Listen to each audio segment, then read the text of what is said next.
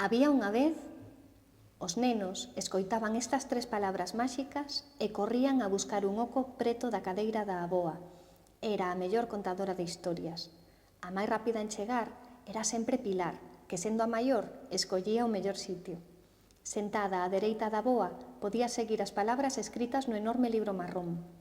Fernando e Carmen chegaban xusto despois, e tras eles María, dando a man os 2 máis pequenos da casa, que eran os que máis disfrutaban co ritual. Os contos da avoa sempre comezaban igual, mais as historias ían cambiando cada día. No seu libro marrón, o ogro era bo, a bruxa era unha mociña e o sapo era precioso. Os días naquela casa semellaban ser moito máis longos que os nenos pasaban na cidade.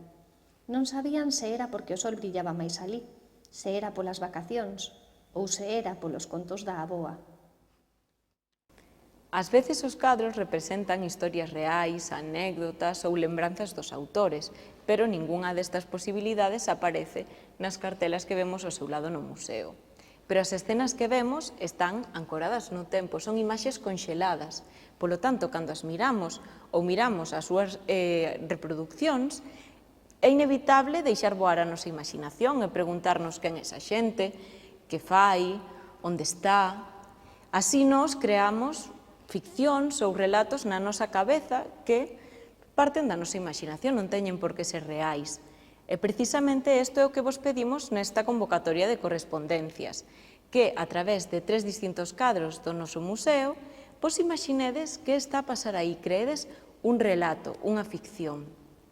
O primeiro que vos propoñemos é precisamente este cadro de Fernando Álvarez de Sotomayor, Avoa e netos.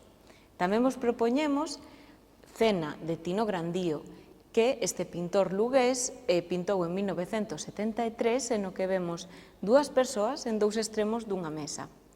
Por último, propoñémosvos este cadro sen titular de Manuel Torres, que pintou en 1960, en no que vemos 3 mulleres que parece que están charlando despois de traballar.